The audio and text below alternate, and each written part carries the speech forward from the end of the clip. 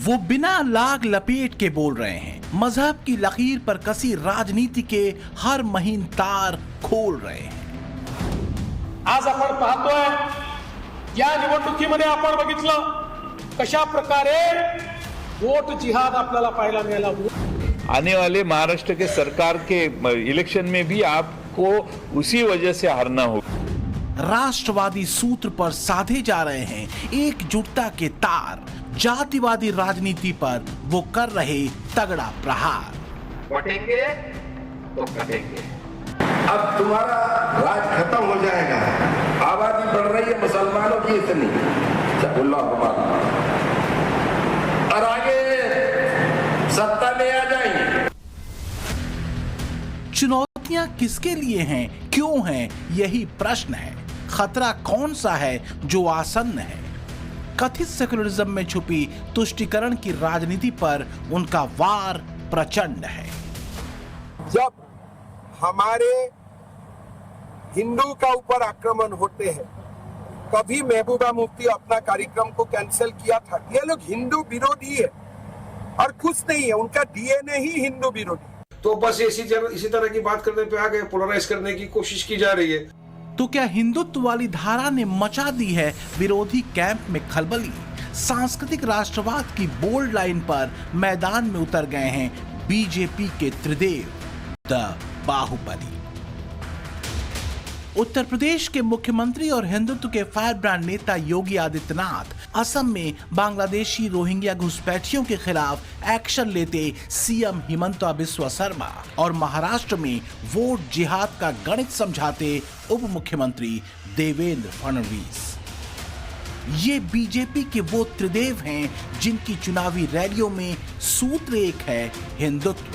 तीनों का फोकस एक बात पर है, हिंदू एकजुटता। महाराष्ट्र के लोकसभा चुनाव में बीजेपी और शिवसेना को मिले झटके की वजह फडणवीस वोट जिहाद को बताते हैं। योगी कहते हैं अगर जाति में बटोगे तो कटोगे, और हिमंता कहते हैं विपक्ष एंटी हिंदू है। तो आखिर क्या वजह है कि ये त्रिदेव हिंदुत्व की लाइन को लेकर इतने मुखर और आक्रामक नजर आ रहे हैं? वजह है जातियों में हिंदू वोट बैंक को तोड़ने की विपक्ष की कोशिश। दरअसल में लोकसभा चुनाव के दौरान में बीजेपी को झटका लगा और उससे जो परसेप्शन क्रिएट हुआ उसे तोड़ने की कोशिश चल रही है कि हिंदुत्व की जो लहर है अब वो खत्म हो रही है, कमजोर हो रही है। ये त्रिदेव विपक्ष की उस चाल पर भी वार कर रहे हैं कि हिंदुओं को जातियों में तोड़ दो और बीजेपी से अलग कर दो। अगर देखें तो योगी हों, हिमंता हों या देवेंद्र फडणवीस, अपने राजनीतिक सूत्र को लेकर इन तीनों नेताओं में रंच मात्र भी शंका नहीं। न दृष्टि में जाले हैं, न जुबान पर ताले। जो इनके मुताबिक सच है, न्याय संगत है और तर्क से भरा है, वही सत्य खरा है। जो देश को छोड़कर कट्टरपंथी मजहब की लकीर पर चल रहे हैं, उनके लिए संदेश और संकेत दोनों तीखे और खरे हैं। मैं यही सलाह दूंगा, जो लोग पाकिस्तान जिंदाबाद दिया, धक्का मार मार के जेल में ढुकाइए। सर, जम्मू का चुनाव जीतने का बाद यही मेरा उनका एक ही सलाह होगा। बाकी तो उसकी हिंदी गठबंधन है। जब हमारे हिंदू का ऊपर आक्रमण होते हैं, कभी महबूबा मुफ्ती अपना कार्यक्रम को कैंसिल किया था। आज हर बार हमास का कोई लीडर मरता है, प्रियंका गांधी रोना शुरू कर देती। लेकिन अगर भारत में कोई आतंकवादी हमले में हिंदू मरते हैं, शहीद होता है, क्या उनके लिए और होता है? ये लोग हिंदू विरोधी है और खुश नहीं है, उनका डीएनए ही हिंदू विरोधी। तो क्या सारा फोकस अब हिंदुत्व के सूत्र पर हिंदुओं को एकजुट करने का है? इसमें कोई शक नहीं है कि बीते 10 सालों से ज्यादा वक्त से सत्ता का मुंह न देख पाने वाली कांग्रेस और बार बार फेल हो रहे उसके नेता राहुल गांधी के लिए सबसे बड़ी चुनौती हिंदुत्व ही है। राहुल गांधी ये बात बखूबी समझ चुके हैं कि brand Modi plus Hindutva plus विकास का मतलब है कांग्रेस की हार। और इसकी काट के तौर पर जो फार्मूला राहुल गांधी और इंडी गठबंधन लेकर उतरा है, वो है हिंदू माइनस जाति, जिसका मतलब है कांग्रेस की जीत। जाति वाले दांव को कांग्रेस ने बहुत महीन तरीके से संविधान को खत्म करने वाले अपने जुमले में जोड़ा और ये असरदार रहा। लेकिन क्या जम्मू कश्मीर, झारखंड या फिर हरियाणा में ये जुमला कोई असर करने जा रहा है? वो नफरत फैलाते हैं। हम इसकी रक्षा करते हैं, संविधान की रक्षा करते हैं, अंबेडकर जी की संविधान की रक्षा करते हैं, वो इसे खत्म करते हैं। छोटी छोटी पार्टियां घूम रही हैं, ये बीजेपी की ABCDEF टीम्स है। इनको आप समर्थन मत दीजिए, कांग्रेस पार्टी को अपना वोट दीजिए और यहां बीजेपी की सरकार को हटाने का काम कीजिए। विरोधाभास देखिए कि संविधान की रक्षा वाला नारा उस पार्टी का नेता लगाता है जिस पार्टी ने कभी देश में इमरजेंसी लगाई थी। बीजेपी कहती है कि मोहब्बत फैलाने वाले दावे का सच 1984 के सिख विरोधी दंगों में देश देख चुका है। हिंदुत्व की लाइन को लेकर चुनावी मंचों से कांग्रेस और उसके सहयोगी पार्टियों पर तीखे हमले करने वाले त्रिदेव सीधे आरोप इंडी गठबंधन पर लगाते हैं। ये कि कांग्रेस और इंडी गठबंधन मुस्लिम तुष्टीकरण करता है, हिंदुओं को जाति में बांटने की साजिश रचता है, हमास हिजबुल्लाह से प्रेम दिखाता है ताकि मुस्लिम वोटर्स का भरोसा जीत सके, लेकिन बांग्लादेश में हिंदू नरसंहार पर चुप्पी साध लेता है क्योंकि इससे मुस्लिम वोट खिसक सकता है। और तो और मुस्लिम बहुल सीटों पर वोट जिहाद के खेले का आरोप भी फडणवीस, योगी और हिमंता विपक्ष पर लगाते हैं। आज आपण पाहतोय या निवडणुकीमध्ये आपण बघितलं कशा प्रकारे वोट जिहाद आपल्याला पाहायला मिळाला। वोट जिहाद काय अर्थ आहे वोट जिहादचा? वोट जिहादचा अर्थ आहे, एकच साधं उदाहरण सांगतो, धुळ्यासारखी जागा, ज्या जागेवर 6 विधानसभेपैकी 5 विधानसभेमध्ये 1,90,000 मतांनी पुढे असलेला उमेदवार केवळ मालेगाव मध्य या एकाच विधानसभेत 1,94,000 मतांनी मागे जातो आणि 4,000 मतांनी निवडणूक हारतो। निवडणुकीतली हार जीत महत्वाची नाही, कधी हा पक्ष जिंकेल कधी तो पक्ष जिंकेल, पण काही लोकांचा आत्मविश्वास एवढा वाढलाय, त्यांना असं वाटतंय आमची संख्या कमी असली तरी आम्ही संघटित मतदान करून या ठिकाणी हिंदुत्ववाद्यांना पराभूत करू शकतो। आपण म्हणतो ना म्हातारी मेल्याचं दुःख नाही आहे, काळ सोकावतोय, तशा प्रकारे काळ सोकावताना आपल्याला या ठिकाणी पाहायला मिळतोय। ही खऱ्या अर्थानं जागृत होण्याची वेळ आहे। आज या निवडणुकीतला जो वोट जिहाद आहे, 48 पैकी जवळजवळ 14 लोकसभा मतदारसंघामध्ये अशा जिहादी पद्धतीनं त्या ठिकाणी आपल्याला मतदान होताना दिसलाय। क्या होता है वोट जिहाद, मुझे बताइए। इस देश में, इस देश का नागरिक है, मुसलमान है, जैन है, पारसी है, हाँ हिंदू है, अगर इस देश के नागरिक है और वो वोट करते हैं, अगर आपको वोट करता है तो चलता है क्या? अगर ये वोट जिहाद की बात है तो आपने मुस्लिम महिलाओं के लिए ट्रिपल तलाक का कानून क्यों लाया भाई? देवेंद्र फडणवीस का बयान आते ही उस पर सियासत शुरू हो गई। असदुद्दीन ओवैसी की पार्टी ने तो सीधे सीधे बीजेपी पर ध्रुवीकरण करने के लिए वोट जिहाद की बात करने का आरोप लगा दिया। तो शरद पवार की पार्टी दावा कर रही है कि आने वाले विधानसभा चुनाव भी बीजेपी हारेगी। भाजपा को अपनी जमीन खिसकती हुई नजर आ रही है। उनको पता चल गया है कि महायुति की जो सरकार है महाराष्ट्र में टोटल फेल हो चुकी है, डेवलपमेंट विकास सबके नाम पे। तो बस इसी तरह की बात करने पे आ गए, पोलराइज करने की कोशिश की जा रही है। अभी लव जिहाद, वोट जिहाद, लैंड जिहाद, सारे जिहाद इनको समझ में आ जाएंगे कि जिहाद का मतलब क्या है पता है इनको। और राज्य के होम मिनिस्टर है देवेंद्र फडणवीस जी और संविधान की शपथ ली है, उन्होंने इस तरह की बात करना उनको शोभा नहीं देता। क्या ये वोट जिहाद, क्या ये लव जिहाद? डिफीट हुआ है भाजपा का, वो सिर्फ कुछ एक कम्युनिटी ने डिफीट नहीं किया है, सारे महाराष्ट्र उनके खिलाफ है। पूरे देश में 400 के पार जाने वाले लोग आप 240 में ही अटक गए। तो इसका मतलब यह है कि अलग अलग फ्रंट पे भाजपा के केंद्र सरकार का अपयश था। महाराष्ट्र के सरकार का भी अपयश है। और इसीलिए सिर्फ आप क्या है कि मैं हार गया तो इनके कारण हार गया है, ये बोलने की जो नीति रहती है, जो हारा मुझे मालूम है मैं किसके कारण हारा है। आप हारे हैं क्योंकि एकनाथ शिंदे और अजित पवार जी को साथ में लिए हैं, इसलिए आपकी हार है। आने वाले महाराष्ट्र के सरकार के इलेक्शन में भी आपको उसी वजह से हारना होगा। लेकिन वोट जिहाद की बात अचानक नहीं आई। 29 सितंबर को समाजवादी पार्टी के बड़े नेता और पूर्व मंत्री महबूब अली 2027 में उत्तर प्रदेश में सत्ता परिवर्तन की भविष्यवाणी कर रहे थे और इस दौरान वो कुछ ऐसा बोल गए जिस पर सियासी भूचाल आ गया।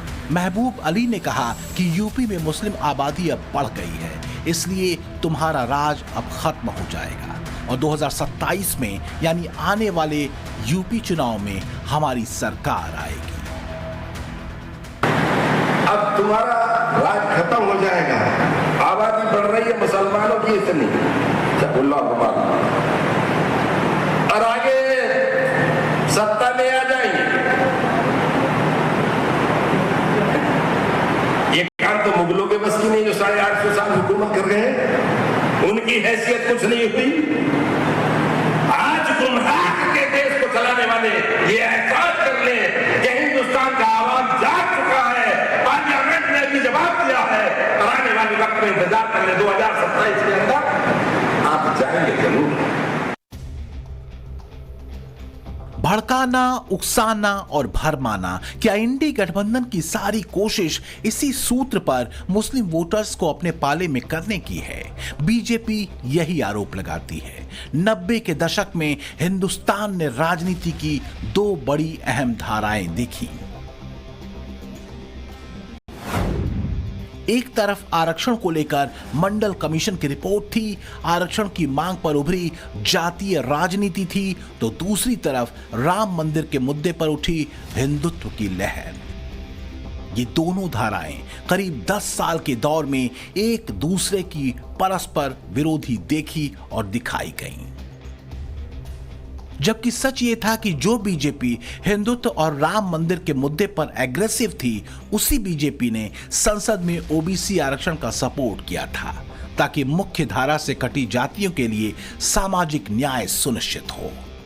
खास बात यह थी कि मंडल और कमंडल की नई राजनीतिक धारा में कांग्रेस केंद्र और राज्यों की सत्ता से जो बाहर हुई तो फिर उसे उठ खड़े होने का मौका नहीं मिला।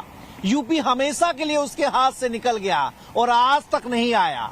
हालांकि इस बार लोकसभा चुनावों में जाति जनगणना, संविधान खत्म करने वाले जुमले और मुस्लिम वोट बैंक के जरिए विपक्ष बीजेपी के हिंदू वोट को डेंट करने में काफी हद तक कामयाब रहा।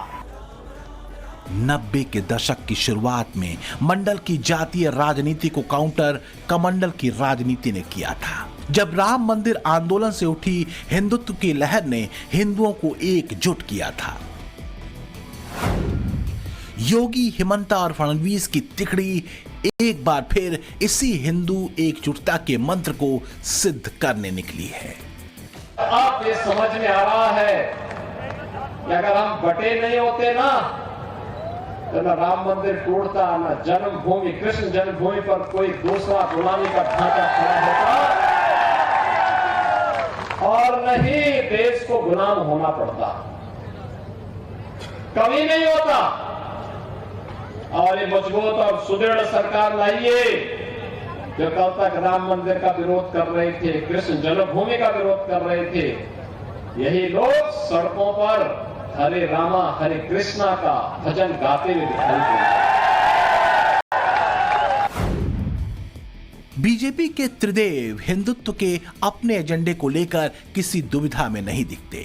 चाहे योगी हो, फडणवीस हो या हिमंता बिस्वा शर्मा, तीनों के पास हर सवाल और आरोप के पीछे तर्क की मजबूत जमीन है और इन्हीं तर्कों के साथ विपक्ष और नेता प्रतिपक्ष पर तीखे हमले हैं। सरकारी तनख्वाह से मदरसा बंद हो जाना चाहिए। जो कौम का मदरसा चलता है उसमें रेगुलेशन होना चाहिए और बच्चा को राइट टू एजुकेशन का पूरा सुविधा देना चाहिए और बच्चा को एग्जिट रोड भी देना चाहिए डॉक्टर इंजीनियर बनने का। मदरसा खाली केवल मुल्ला बनाने का एक इंस्टीट्यूशन नहीं बन सकता है। चाहे असम के सीएम हिमंता बिस्वा शर्मा हो या यूपी के योगी, दोनों के शासन और संकल्प को इनके राज्यों की जनता ने देखा है। हिमंता बांग्लादेशी रोहिंग्या घुसपैठियों को लेकर बेहद एग्रेसिव रहे हैं।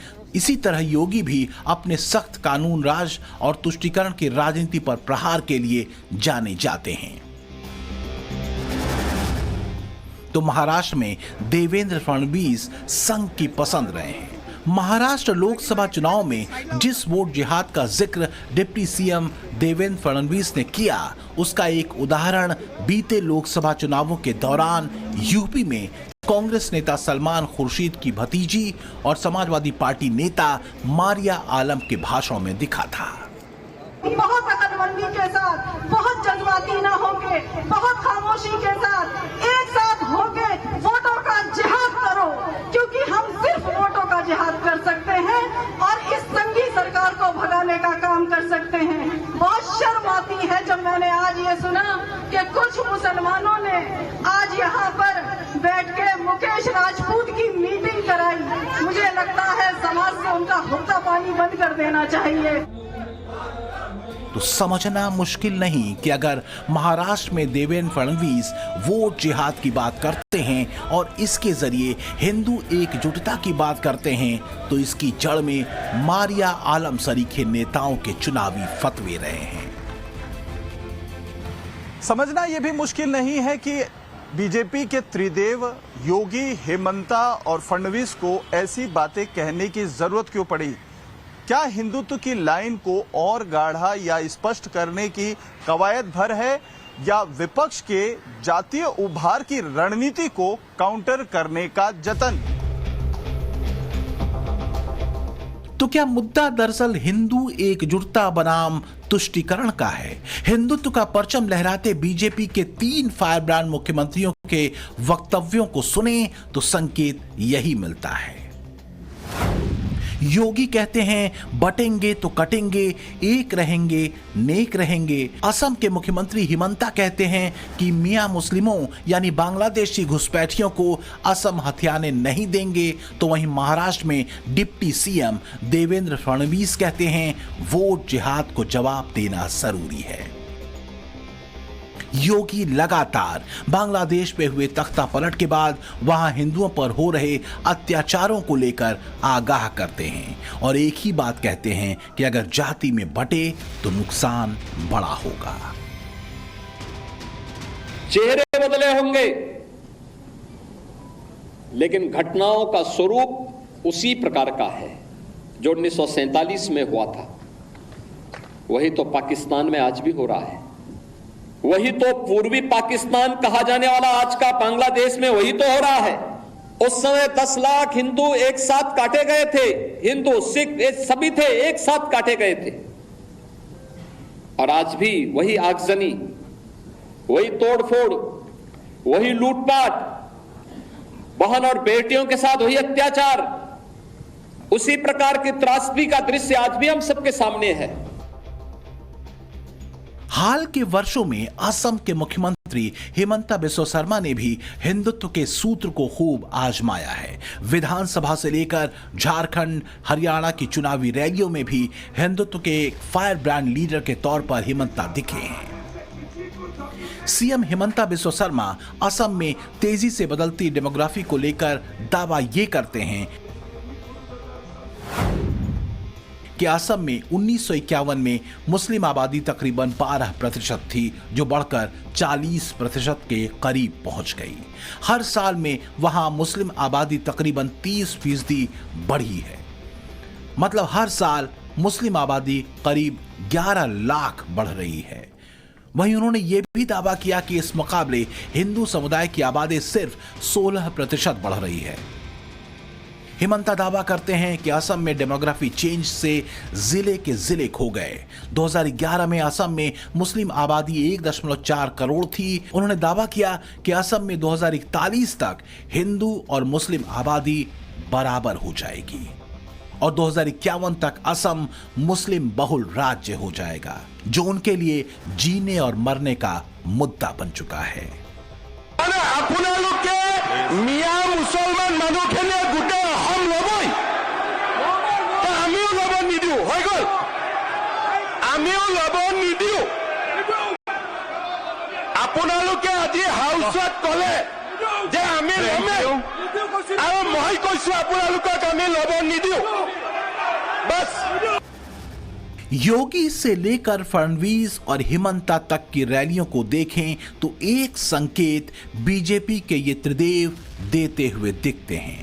वो ये कि हिंदुत्व कोई सियासी कार्ड नहीं बल्कि सामयिक जरूरत है, खासकर तब जब इसी हिंदुत्व की धारा वाली पार्टी और उसके ब्रांड मोदी ने बीते 10 वर्षों में भारत को वैश्विक स्तर पर एक शक्तिशाली राष्ट्र के रूप में पहचान दी हो। बीते 10 सालों में तुष्टीकरण और वोट बैंक वाली सियासत औंधे मुंहगिरी हो, लेकिन विपक्ष की जातिवादी राजनीति की काट क्या हिंदुत्व के कार्ड से मुमकिन होगी? ये बड़ा सवाल है। Bureau report, times now, Navbharat.